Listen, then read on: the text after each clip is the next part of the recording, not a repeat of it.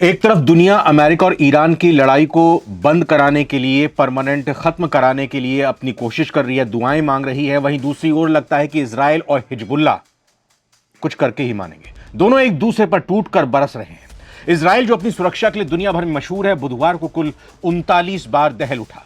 Hezbollah ने एक के बाद एक ताबड़तोड़ 39 हमले कर दिए।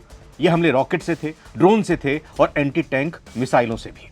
इजराइल के उत्तरी हिस्से में सायरन की आवाजें रुकने का नाम नहीं ले रही थी। पूरे शहर के शहर आवाजों से गूंज रहे थे, हूटर और सायरन के। सोचिए, एक तरफ आयरन डोम मिसाइलों को हवा में मार गिरा रहा था, तो दूसरी तरफ कुछ रॉकेट रिहायशी इलाकों के करीब गिर रहे थे, नुकसान पहुंचा रहे थे, बिल्डिंग की बिल्डिंग धराशायी हो रही थी।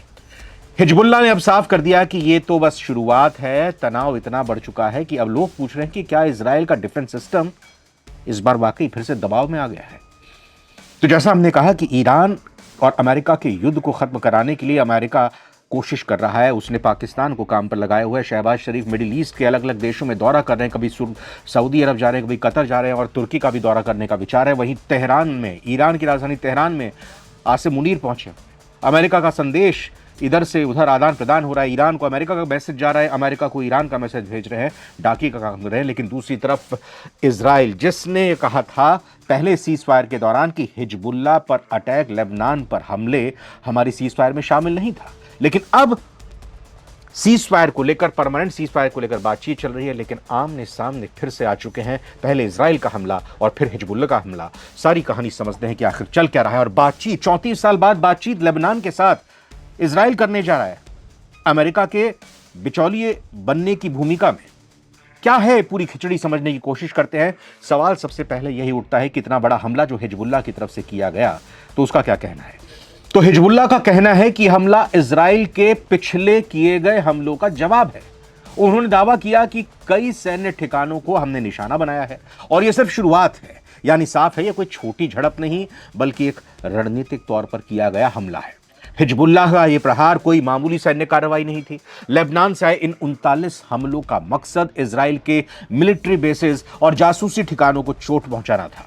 हिजबुल्लाह के लड़ाकों ने चुन चुनकर उन जगहों को निशाना बनाया जहां से इजराइल लेबनान पर नजर रखता है। जानकारों का कहना है कि हिजबुल्लाह अपनी पूरी ताकत दिखाने की कोशिश कर रहा है ताकि इजराइल को ग्राउंड इन्वेजन, जमीनी हमले से रोका जा सके। लेकिन क्या ये हमले इजराइल को डरा पाएंगे? शायद नहीं, क्योंकि इजराइल की डिक्शनरी में पीछे हटना शब्द कम ही मिलता है। वैसे जब रॉकेट बरस रहे थे तब इजराइल ने भी चुप रहना ठीक नहीं समझा। इजरायली सेना आईडीएफ ने दक्षिणी लेबनान के नागरिकों के लिए एक सख्त चेतावनी जारी की। उन्होंने साफ कह दिया कि अपने घर खाली कर दो, क्योंकि अब बड़ा हमला होने वाला है, इजराइल ने कहा।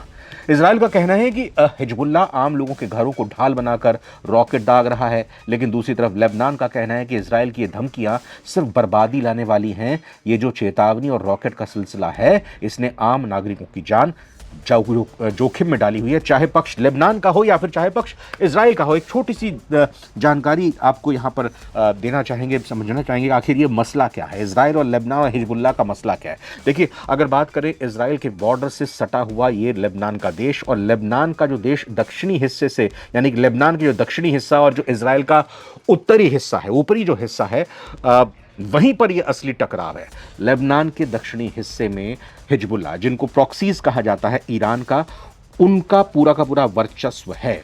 ये बात है करीब 80 के दशक की, जब ईरान की तरफ से कहा गया कि कथित तौर पर हिजबुल्लाह को खड़ा किया। हिजबुल्लाह शिया समुदाय से आते हैं और यही शिया समुदाय की तरफ से लेबनान की जो सरकार सुन्नी समुदाय वाली है, उनके खिलाफ न सिर्फ राजनीतिक तौर पर वो खड़े हुए, और फिर दूसरी तरफ वो लेबनान में सुन्नी सरकार के खिलाफ हिजबुल्लाह लड़ाई लड़ रहे हैं राजनीतिक तौर पर, और दूसरी तरफ वो ईरान के प्रॉक्सी बनकर इजराइल पर हमला कर रहे हैं। और इजराइल की दुश्मनी, इजराइल की नाराजगी खास तौर पर इन्हीं हिजबुल्लाह से है।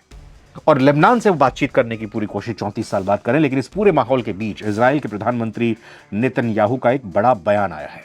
उन्होंने कहा है कि हम शांति चाहते हैं, लेकिन ताकत के दम पर, पावर थ्रू स्ट्रेंथ, या कहें कि पीस थ्रू स्ट्रेंथ। नेतन्याहू का बयान बहुत गहरा है।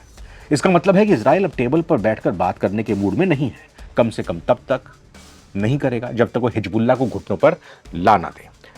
नेतन्याहू ने साफ कर दिया है कि इजराइल पर होने वाले हर हमले का जवाब 10 गुना ज्यादा ताकत से दिया जाएगा।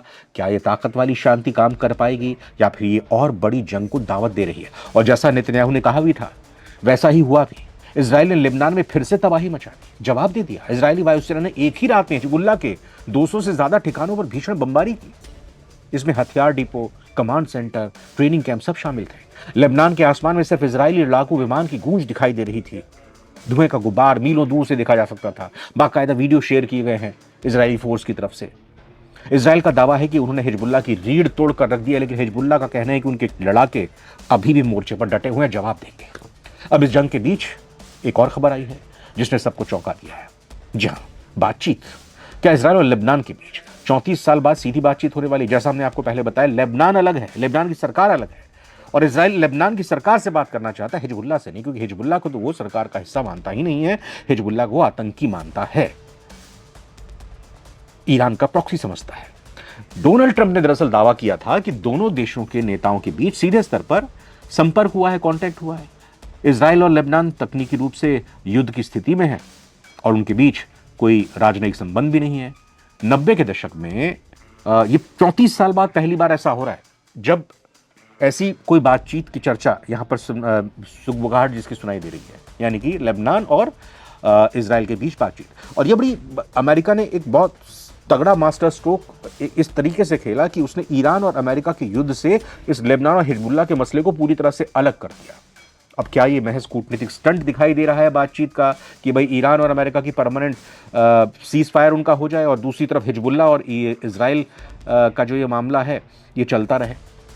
वैसे दोनों देश थके हुए हैं। हिजबुल्लाह पर सस्पेंस अभी भी बरकरार है क्योंकि वो इस बातचीत का हिस्सा नहीं है, क्योंकि इजराइल नहीं चाहता उनसे बातचीत करें। इजराइल तो कहता है कि जब तक खात्मा ना करें तब तक चुप नहीं बैठूंगा। हिजबुल्लाह कहता है कि हम नहीं छोड़ेंगे। लेकिन यहाँ एक पेंच है, इजराइल लेबनान में एक बहुत ही शातिर चाल चल रहा है। वो सिर्फ हिजबुल्लाह जो शिया संगठन है इसे लड़ नहीं रहा, बल्कि वो लेबनान के भीतर फूट डालो और राज करो वाली नीति पर काम कर रहा है। इजराइल लेबनान के सुन्नी और ईसाई नेताओं से लगातार संपर्क साध रहा है। इजराइल का संदेश साफ है, हमारी दुश्मनी लेबनान से नहीं, सिर्फ हिजबुल्लाह से है। तो आगे जब बढ़ते हुए आपको बताया तो वो लेबनान के बाकी समुदायों को यह यकीन दिलाना चाहता है कि हिजबुल्लाह ही उनकी बर्बादी का कारण है। क्या इजराइल लेबनान को अंदर से तोड़ पाएगा? ये एक बहुत ही खतरनाक खेल इस वक्त देखने मिल रहा है। अंत में सवाल वही, जंग या शांति? दुनिया शांति चाहती है, लेकिन क्या लड़ने वाले पक्ष शांति चाहते हैं? एक तरफ रॉकेट बरस रहे हैं, दूसरी तरफ 34 साल बाद बातचीत की मेज सज रही है, लेकिन इस सब के बीच पिस रहा है लेबनान और इजराइल का आम इंसान। इंसानियत पिस रही है। जो लेबनान कर रहा है, वो जो हिजबुल्लाह कर रहा है वो भी गलत है, जो इजराइल कर रहा है वो भी सही नहीं है। ताकत के दम पर शांति का सपना देखने वाले नेतन्याहू और 39 हमलों का गौरव मनाने वाले हिजबुल्लाह दोनों ही झुकने को तैयार नहीं है। और इजराइल की नई कूटनीति जहां वो समुदायों को बांट रही है, लेबनान को गृहयुद्ध की तरफ भी धकेल सकती है। आपको क्या लगता है, क्या ट्रंप की मध्यस्थता काम आएगी या मिडिल ईस्ट की आग पूरी दुनिया को अपनी चपेट में ले लेगी? कमेंट करके जरूर बताइएगा। नमस्कार।